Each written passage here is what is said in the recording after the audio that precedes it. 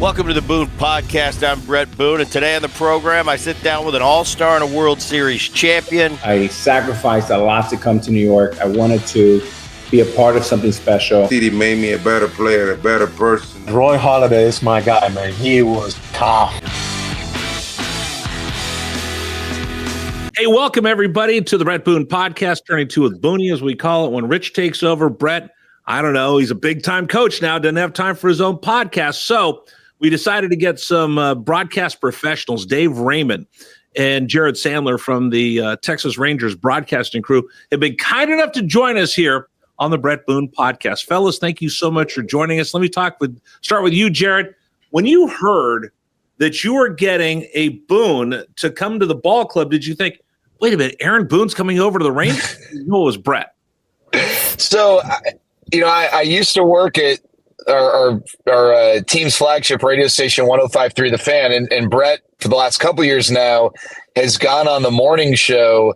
I think he does it weekly now, but I think he used to do it every other week. And so we had an off day in Boston, right, Dave? I think we had an off day in Boston, and I'm sitting in my hotel.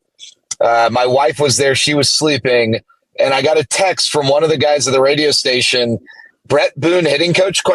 And keep in mind, this is from someone who probably has watched a collective 9 innings of baseball over the last 3 years. He's all Cowboys. He would have no reason to ever give a crap about baseball. But it's one of those things where, because he's texting it, I kind of take it seriously. If it was RJ Choppy, who I know you know, Rich, right, I'd be like, RJ, what are you talking about?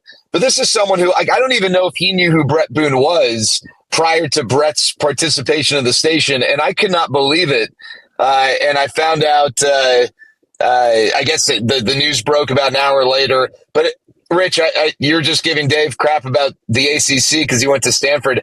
I'm a USC guy, so any Boone is a good Boone for me. I love Aaron. I love Bret. I got to meet them when they dedicated the batting cage to the Boone family when I was there. Neither of them had any clue who I was. I was just the laundry boy. But I'm a big fan of the Boone family, and so I was pretty fired up when I heard the news that Bret was coming. Well, Dave Raymond, when you found out that Bret Boone, former big leaguer who played in the big leagues, of course, his big brother of Aaron Boone, and his experience was he was a podcaster, what went through your mind? Well, come on now. He was a great hitter, right? And comes from a wonderful baseball lineage. I was stunned, to be honest with you, because as the Rangers were heading into this chapter, it was pretty clear they were going to have to make a change, and you figure it would be a dramatic change. But you also had to ask yourself, well, who's available? Who are you going to just pluck out of the ether to suddenly be a hitting coach with a certain level of credibility for this team? Because this is a very veteran-laden team. And when they gave us the name Bret Boone, I just about fell out. I mean, I couldn't believe it because literally, 3 days prior, we were talking on the air about this hitting situation. And we were talking about the Seattle Mariners and Edgar Martinez and what he's done there. And we thought, well, isn't that interesting, right? If you could find that kind of guy, that would be a big lift.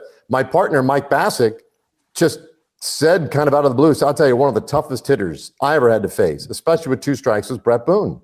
It's like the way he would climb up on top of the plate, shorten up a little bit, and just battle with you.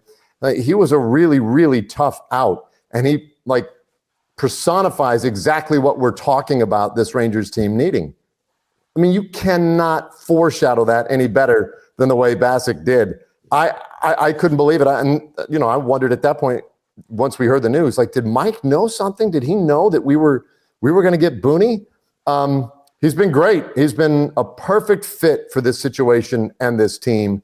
I loved him as a player. His dad was one of those guys as a kid. If I got a Bob Boone card, I thought that was just cool AF, as the kids say, because I was a catcher as a little guy in Little League, and I thought Bob Boone was awesome, and got to meet him many, many years ago when he was working with the Nationals, and I was traveling the National League circuit. So, I was thrilled to death to see Booney get that call, and I think it's proven out to be a really good fit.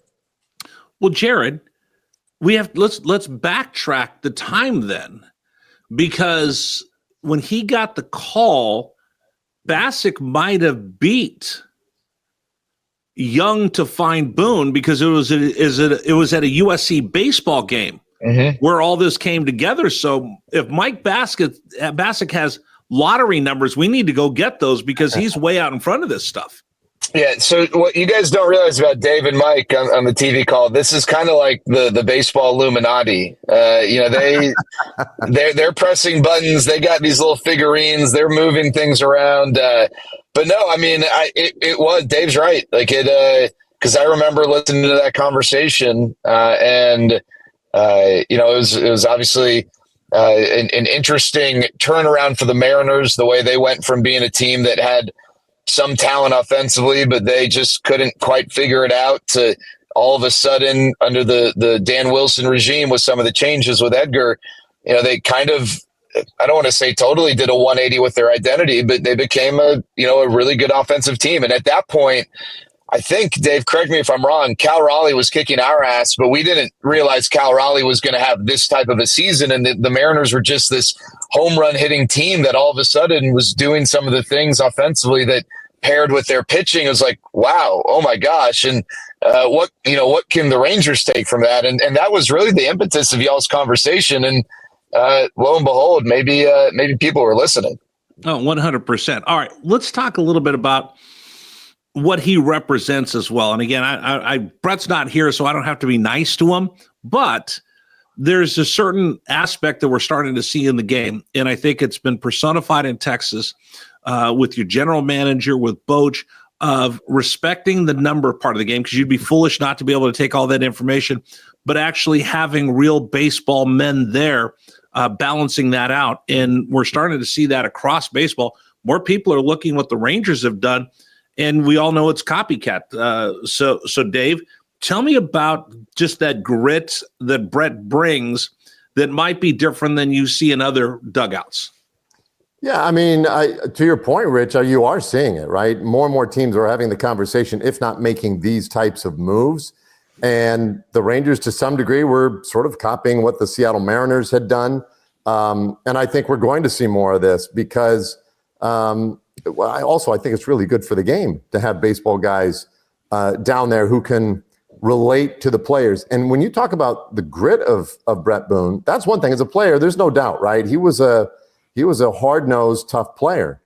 As a coach, it's interesting because he's kind of had to access this other part of his personality, which is very much there, but it's this more compassionate and empathetic side of him. He spends most of his time, I was just talking to him the other day about this, conversations he has with guys, more like, how's the family? How are you doing? What's going on off the field? And how are you feeling when you're getting here to the ballpark? And so he's working a lot of that angle. That's a manager's job to a large extent as well. But I think as a hitting coach, he's just trying to find the human inside there, connect with them in a way that can engender a little trust, and that he does know what he's talking about. He does care for you, and he wants the best for you. And so a lot of what he does is just talking about the game, talking about that pitcher, not in terms of spin rates or even, usage of various pitches, but more like, just look how he's trying to get people out here. What are we seeing today? Is the fastball playing? Is the slider playing? Is he scared to throw it in certain counts? Let's pay attention to that during the game, because that will give us clues when we get up there and give us maybe a slight tweak on our approach. So I really think that's been the big part of what he does.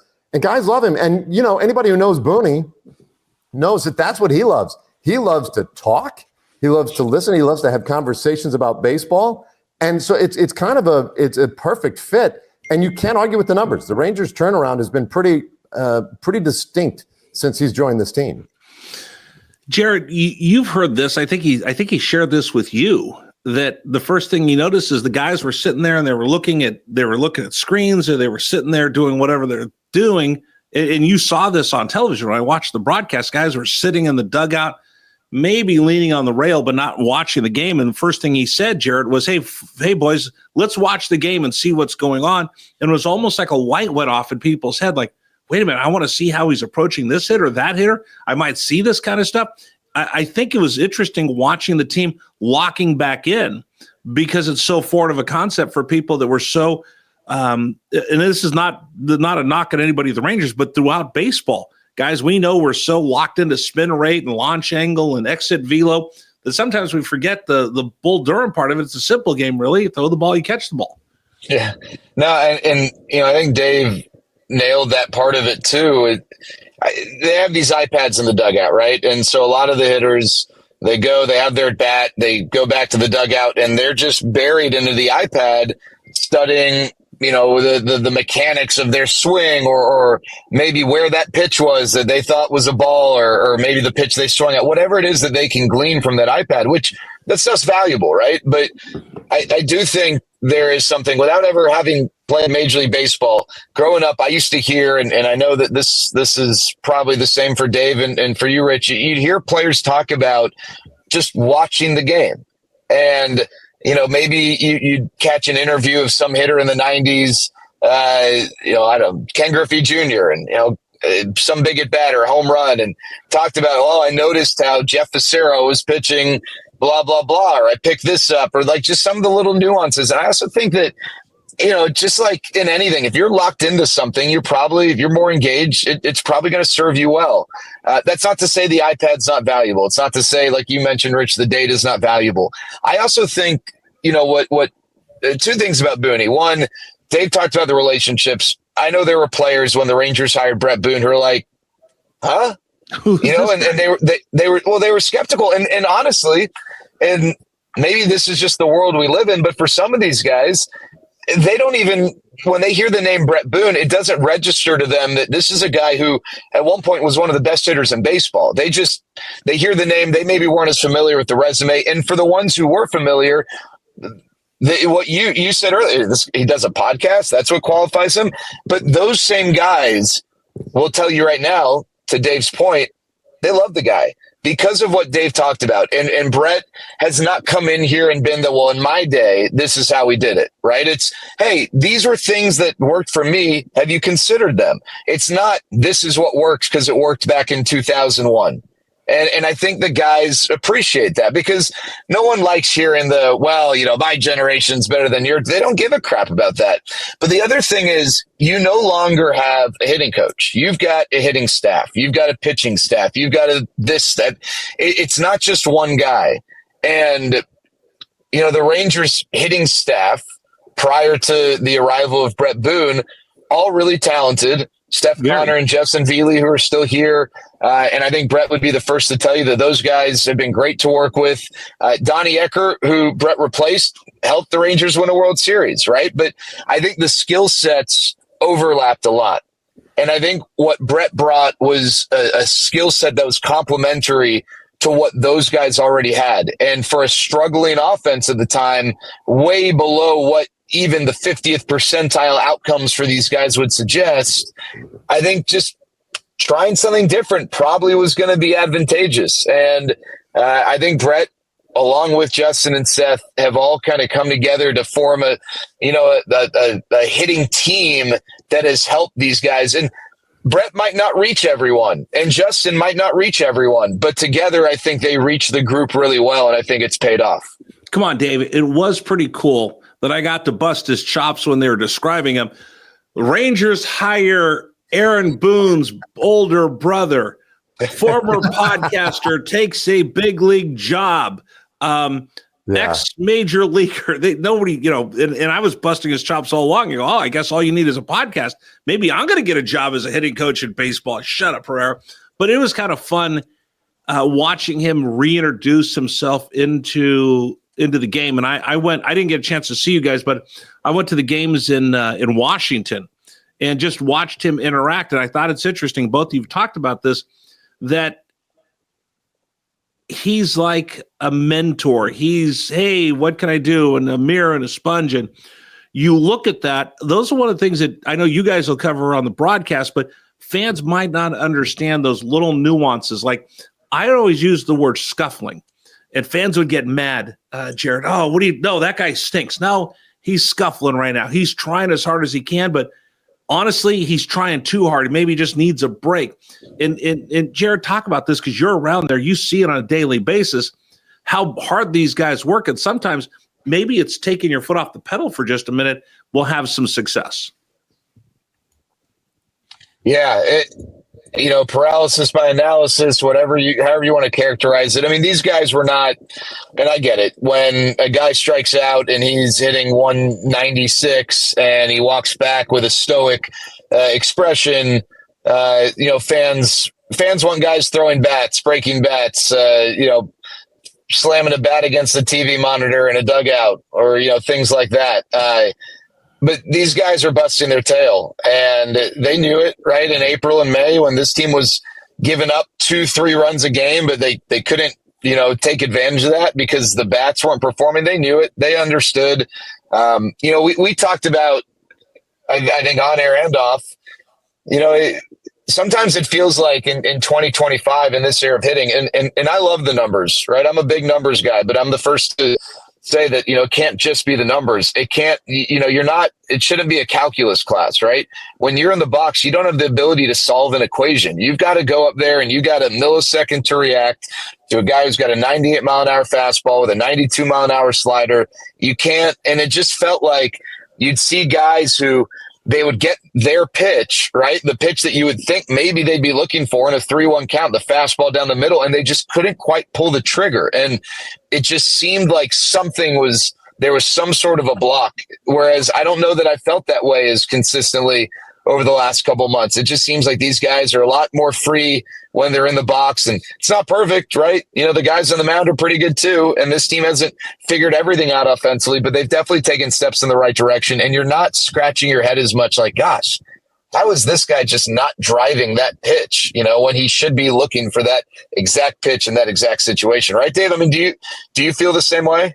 Yeah, no, and for the record, when it comes to throwing bats, smashing TVs, flinging the helmet, we really love that on TV. More of that, please. It's great drama. I think that is a big part of it, man. Think long, think wrong. And Rich, your question in there was this idea of maybe pulling back a little bit, maybe taking the foot off the gas some. And I think that is a huge, huge piece of this, right? And I get it. It's just like youth sports, right? If you have a child, you feel incredible pressure to have that child be getting lessons and doing extra work on the side and all stuff. Otherwise, little Johnny or little Susie's going to get passed up by everybody else who is doing that. And unfortunately, there's some truth there, right? I mean, it is kind of hard to keep up. And I think in our business, these guys take so many swings every day. And one of the things I've wondered is when a guy's scuffling, as you say, Rich, and he goes in there and he's taking extra swings and doing extra work off the tee, is he just grooving more bad habits? Like, is this actually productive time? You might just be really solidifying exactly what's screwing you up. So, take a break. Go to the amusement park. Go to the swimming pool. Do something else. Play pickleball. Just get a break. And I think there's a cry from coaches and managers around baseball largely to that extent. Guys, stop. 300 swings a day is not going to make you better. It's just going to make you more susceptible to injury. I think we've seen a little bit of that. I think the Rangers have had guys who have pulled back a little bit, guys who were just fanatical about getting swings in all the time, every waking moment. Sometimes less is more. So, I think that's a big, big part of where a lot of this is going or needs to go, perhaps. Just like guys, be more athletic. Embrace the fact that you are extraordinarily talented, and that's how you got here. And let's tap into that a little bit. Let's stick with the Stanford guy because Bob and Sue Boone are watching the podcast. You realize the entire Boone family revolves around this, right? Bob's watching, Sue's watching. They got two televisions to watch you guys. They've got they got multiple TVs. They've got Aaron on one TV. They've got Bret on the other. Then they have a game. They're watching the Braves game to watch Nick Allen, their grandson. So Nicky Knox is on one, Arnie's on the other, the Rangers are on the third. So you realize you're omnipresent around all of us in this Boone universe. His stepdaughters, his wife, this is the first time they've been in the big league. So this is all fascinating for them. So as they watch the game, and again, we'll stick with the Stanford story here. You've been around this game for a long time, Dave. People don't understand, and I think you guys respect the game of the broadcast. Just take a minute and talk about how tough this game really is to play, because they make it look easy. Now we talk to Bret, we know it ain't that easy. Yeah, it is. It is so hard, man. I think a lot of times, Rich, of the great talent you see coming out of college, as an example, who might be first-round draft picks or might be the first pick overall in a draft, who don't really end up doing much in the big leagues. And frankly, what they do end up accomplishing is largely based on the fact that they were a first-round draft pick. They got the opportunity because of that, because of the money invested in, because of the reputation of the team that drafted him. So, there are guys who come from all over the map who succeed in this game, but there are so many guys who don't, and who have all the talent in the world, who have accomplished everything you could leading up to this stage. And that's I thought that was one of the great things about the book Moneyball, and the subsequent movie, of course, was the story of Billy Beane, who had it all. He was smart, he was talented, he was accomplished, he was everything. He was a can't miss. And his realization early on, like, oh no, I think I'm missing it. I am not like these other guys, right? Who don't even have to think, some of them. They just react because they have this incredible instinct. So it is such a tough game, which makes it all that more remarkable when you see guys like Corey Seager, who succeed on a daily level at the highest level in any situation. And you can go down the Aaron Judge, Shohei Ohtani's, these guys. Man, if people understood, like, if you took the 26th man on any bench in the big leagues and pick a sport, pick an activity, and just said, like, oh, I'm going to try and compete against this guy in ping pong, you're going to get smoked. If you're a normal human being, unless you're a ping pong expert, you're going to get smoked. These guys, they're just on a different level.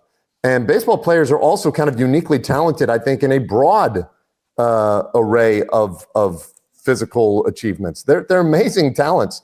It's just the way you see guys, tracking a fly ball, leaping up and pulling it back from a home run. It's so incredibly difficult. I don't know how I could properly articulate how good they are, but I do know that after years and years and years of watching it, it's. I'm not saying it's innate, because it's not, right? These guys work. You have to get there. But as much as you work, that's not a guarantee.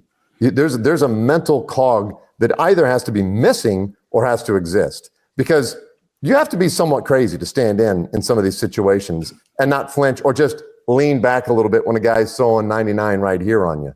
Like, I don't know if that's normal. I don't know if that's insanity, but it's somewhere along those lines, right? Nobody's cutting off their ear and mailing it to their girlfriend, but it's on the line of crazy and talented, like any artist you might know in the world. Jared, I always tell people, you don't understand how fast and how hard they throw. One time I was at Tropicana Field.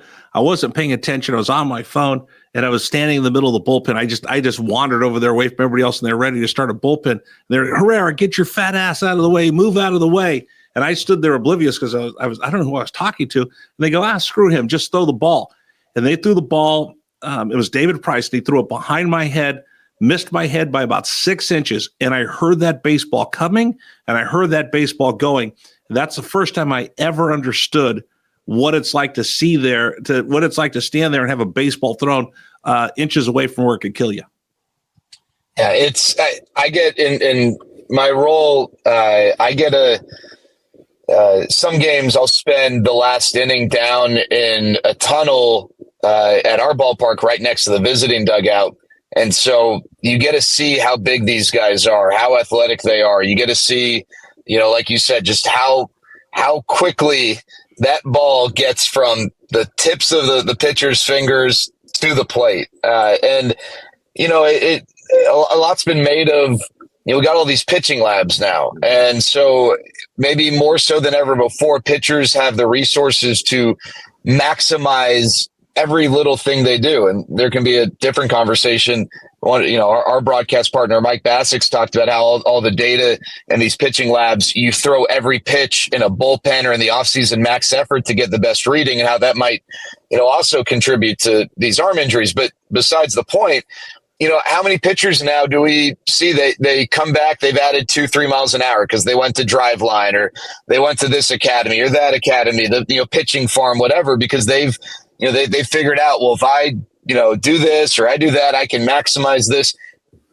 And pitching is unique. In football, you snap the ball and the defense immediately has the ability to impact what the offense does, right? The interior lineman bursts through the line that could blow up the running play before it even materializes. In basketball, you got a defender who is right there on you with a chance to, make life miserable. You don't have that same ability in baseball. You are helpless as a hitter. You are standing in the box. You have a bat. You got a guy 60 feet away, and with extension and all that being amplified, they subtract that distance. They're going to throw 98. And by the way, they're going to have a 92 mile an hour slider. They're going to have a 96 mile an hour fastball that's going to go, a different direction. It's the toughest thing to do. It's incredible. I'm still amazed at just when these guys hit the ball, to me, it's still incredible. And when you see guys out there who do different things on the mound, we see guys lay off a Jacob deGrom slider that's 92 miles an hour, that's just below the zone. We were talking the other day. Did they actually academically lay off that pitch, or did they just not have a chance and they just didn't pull the trigger and it just happened to be below the zone? So it's a mystery to me. It's unbelievable. Still, my favorite stuff, though, guys, is when we see defensive plays, and it's usually when it's unconventional. Guys are rolling around on the ground and flipping it back over their head or whatever. And how in the hell they know that somebody's going to be there, the timing's going to be right, or whatever? They glove flip. Hell, just getting it in the glove would be a miracle. But to get it in the glove in a position that you can then complete a flip in one motion, they are extraordinary. See, I wish Bassick were here, because I'd like to ask him who answered the question better, Stanford or USC. Because Aaron listens to the podcast, so Aaron's going to be rooting for Jared being a Trojan. And Dave, you've got Bob Boone, who's going to be saying, "Oh, absolutely," because he reminds the boys that Stanford is where really smart people go, and he'll throw that both at Aaron, at Bret, and he'll throw it at Brett's daughter as well, because they all went to USC, and he has to remind them he's the smartest person in the family, until Jake, Brett's older boy, steps in and goes, "I went to Princeton, so all of you can go kick rocks." Jake is smart, by the way.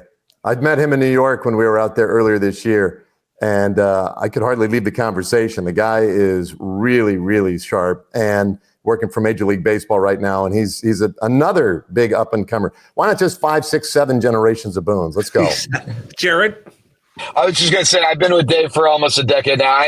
The reality is I steal his answers. I mean, that's probably the typical USC thing to do. That's not let's wrap this up. How have I seen the Rangers play their best baseball? I watch the games. I go to a sports bar. Hey, can you put the Rangers game on? And the bartender rolls his eyes at me and, "Oh, fine, I'll put the Rangers game on." So I make everybody watch your games.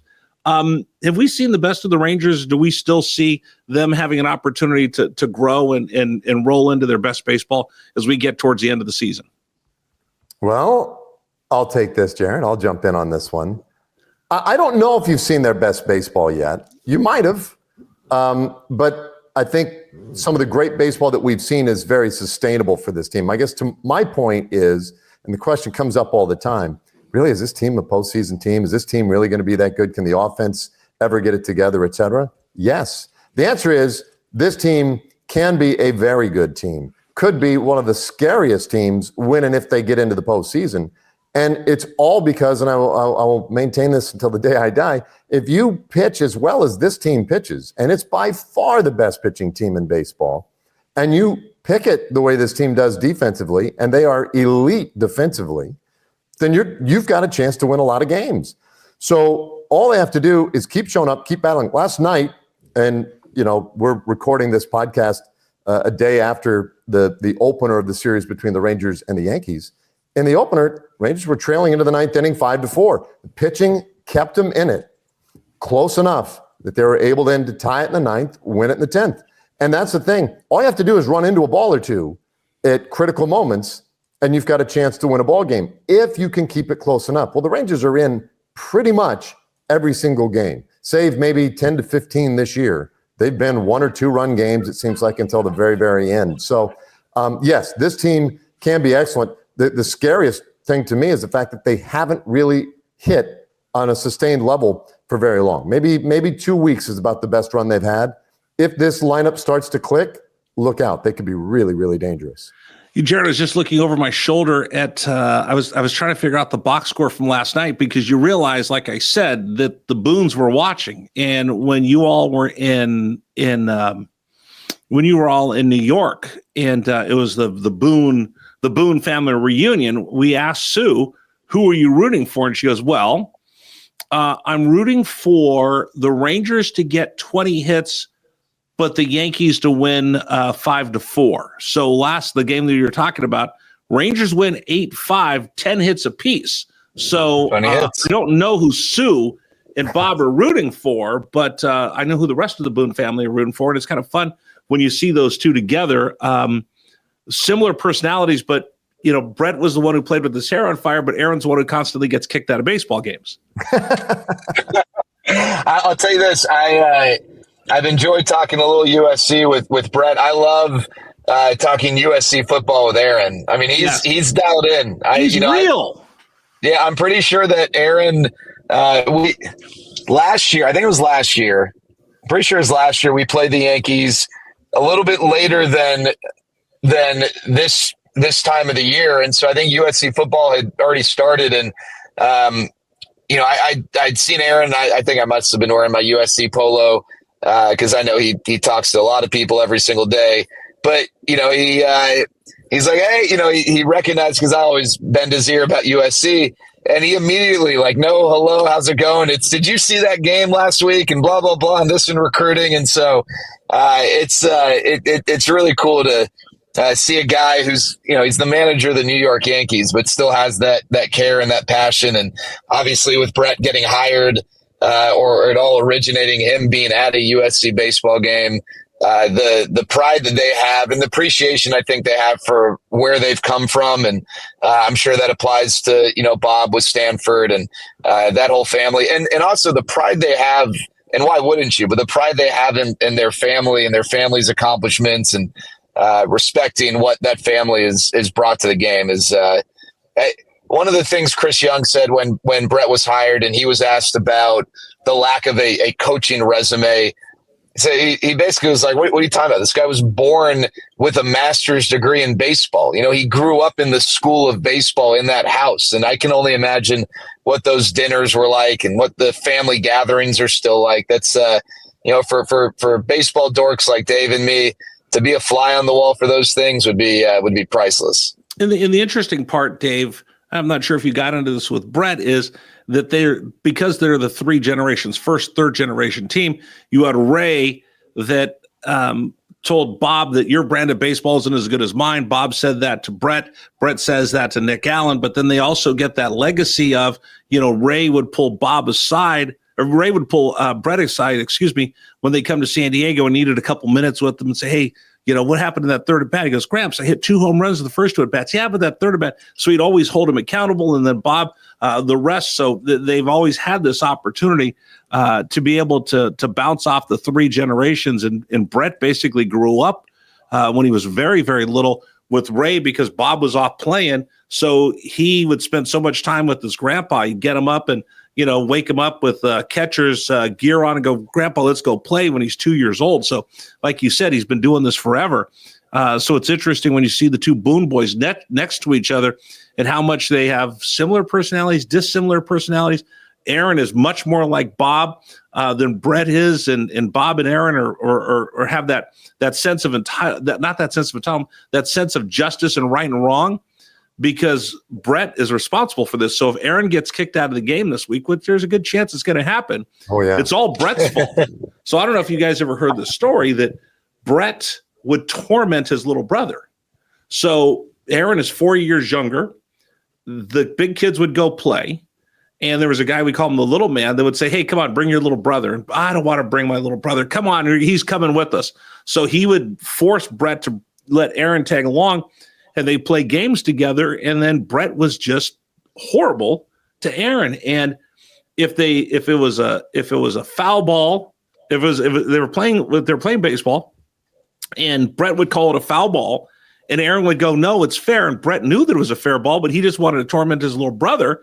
And he go, no, that was foul. And Aaron, he says, when Aaron snaps, he goes, it's that same little kid standing there fighting for justice because Bret tormented him so much as a little kid.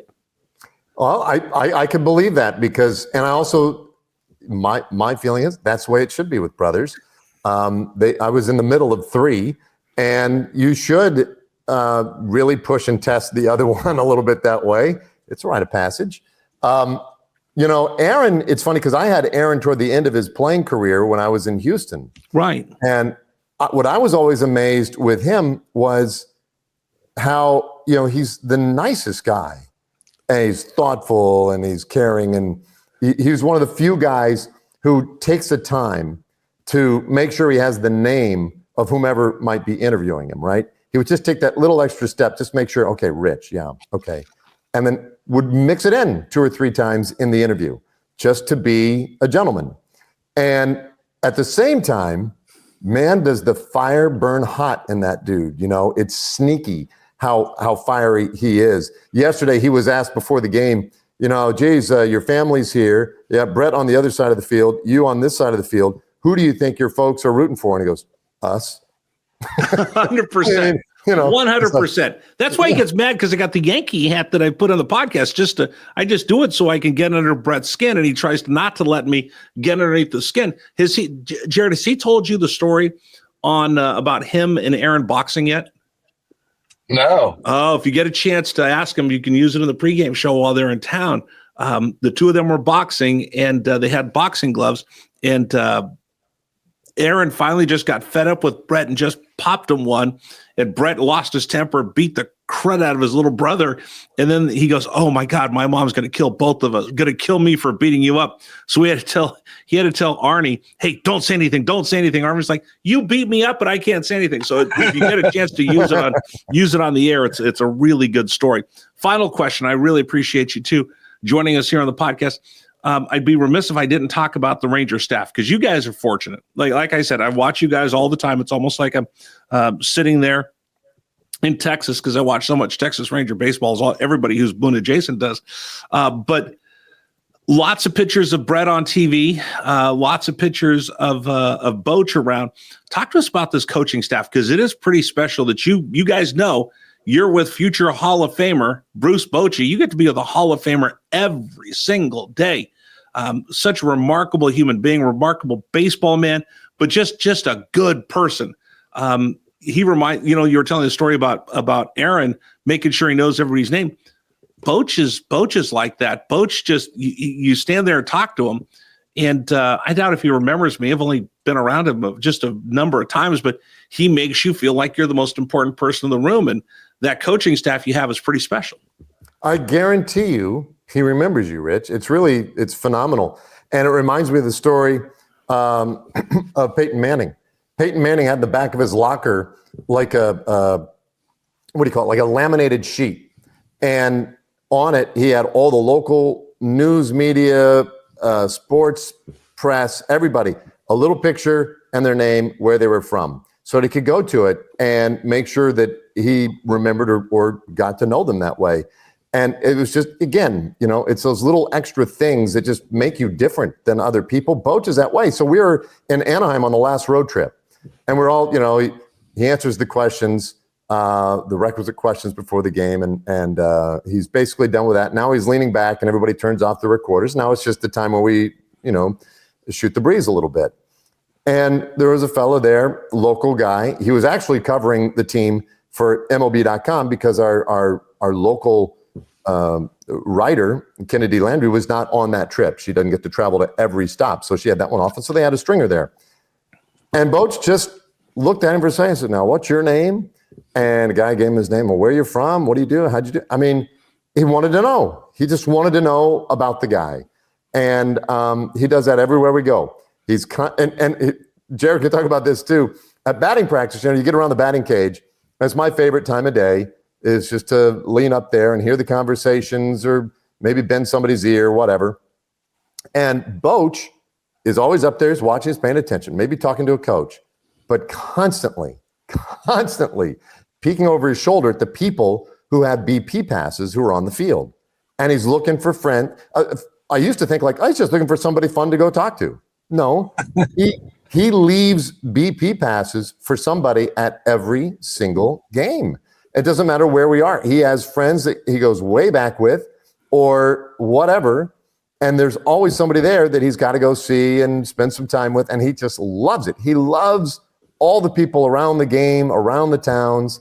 And it's that just, I think when he was out of the game for those 3 years, I think that's largely what he missed, was just all the relationships and the fun conversations with people all over the planet. And he is a man of the world, and he is one of baseball's true treasures, not just of this generation, really one of baseball's top handful of treasures. What a delight it is to be around him every day. And Jared, that brings a full circle back to the podcast, because it was here on the Bret Boone podcast. It was one of the first times Boch let anybody know that he was interested in coming back into baseball. So you talk about how this podcast has really kind of affected what you all do down in Texas. Give me a little bit on Boch. Well, I first met him. We had there's a banquet the day before Fan Fest where they give out the awards from the previous season and whatnot. And I had to do a Q&A with Boch. And, Boch he's not winning any fastest man competitions, right? And all I know is there's this guy, he's been out of baseball for 3 years, incredible resume. I say this guy, I obviously super familiar with Bruce Bochy, but when I met him, and he kind of talked slowly, and it took him a little bit, and I had to help him up the stairs. There were a few stairs to get on, these risers. And I'm thinking, my goodness, is he okay? And I know I wasn't the only one who had that impression at that evening. And then you spend 5 minutes talking baseball with him, and this guy is as sharp as anyone that I've ever come across. Listening to him break down, I think one of the joys for us is when you get these athletes or these coaches sharing their expertise with us, because we crave that stuff, right? I think there's certain people who probably feel like they've got baseball figured out. And maybe at times we've all kind of come across as if that's the case, but we know that we don't. We certainly don't have it, anywhere close to the level of command that those guys do. So whether it's a pitcher talking about his thought process or mechanics, or a hitter walking us through, what their experience has been like, or Boch just breaking down a situation and, Boch, why didn't you do this? Well, if I did this, then this, and then X, then Y, and then Y, then Z. It's like, wow. Okay. And then hearing some of Boch's coaches, we're close with Bobby Wilson, who sits right next to Boch, for most of the game. And he played under Mike Scioscia, who's also, incredibly sharp. And for Bobby to share some of the stories of how quick Boch is in thinking through strategy that might come into play 2 innings later. And then some of our analysts talking about the questions that Boch asks and the curiosities that he has. This guy is on top of his game. But my favorite, I hope 10, 20, 30 years from now, my memories of Boch are not without the memories that we have prior to the game. A lot of times day games, I think Dave knows where I'm going with this, where when he's done answering all the basic questions that he has to answer, he'll just sit there and someone will invariably bring up a topic that will get Boch going, and it'll be story time with Boch for 20 minutes. And it might be baseball related. It might be about his upbringing, because he definitely had a unique upbringing being a military brat. Might be about his time as a player and getting recruited. He told a story about, and I forget the college now, but he committed, Dave, tell me if you remember, but he committed somewhere, not Georgia State. He didn't end up going, but he committed somewhere, And the first day of practice, it was like a scene out of Happy Gilmore where they were all standing on home plate with a machine shooting balls at them, and they had to learn how to, take a pitch, get hit by a pitch. He's like, I'm going to sign. And he ended up, playing professionally right off the bat there. But just hearing some of these stories, I think it might have been Samford. I don't remember. Hearing some of these stories, that to me is the biggest treasure, and his willingness to share some of these memories and stories with us is like by far and away the highlight of the Bruce Bochy experience. So Rick, yes, sir. I know you have a podcast to run here, but let me just jump in with one. Yes, please. No, please. And we could tell Boch stories all day long. I've got some fun ones with him and Tito, but the other thing we're passing over here right now, which is so ridiculous, because Boone's a delight, right? Gives us a window into his era and his style of play. Boch is what Boch is. You have Mike Maddox on this staff. Yeah. Like he honestly, if you start looking at his resume, you can make a very strong argument for the best pitching coach of all time. This guy is unreal. And he's also super fun and funny. There's a lot of wackiness to the Maddoxes, which everybody knows if you've seen any of the documentaries.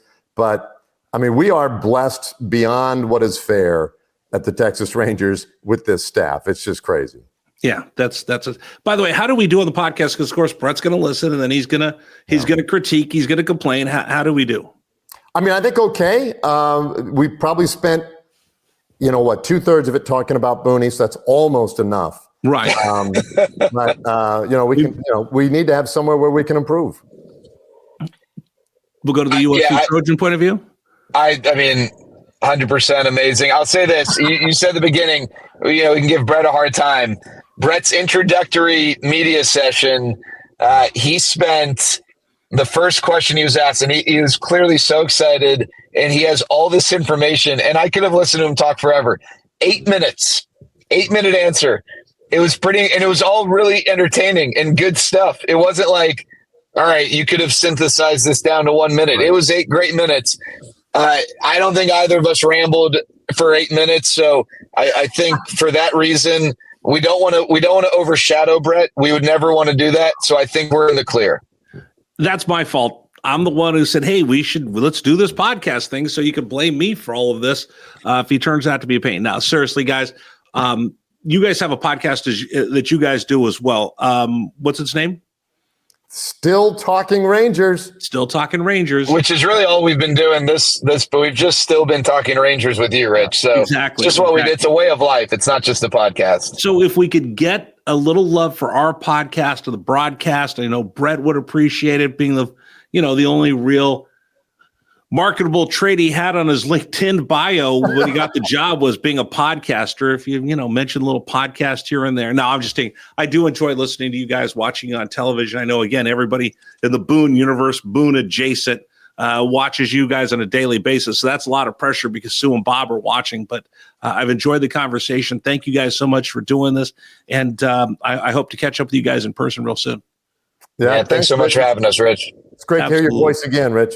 Thank you so much. All right, we'll continue. Oh, no, we're done. That's it. We're done. They got to get to work. I don't know where Bret is, but we'll see you next time on the Bret Boone Podcast.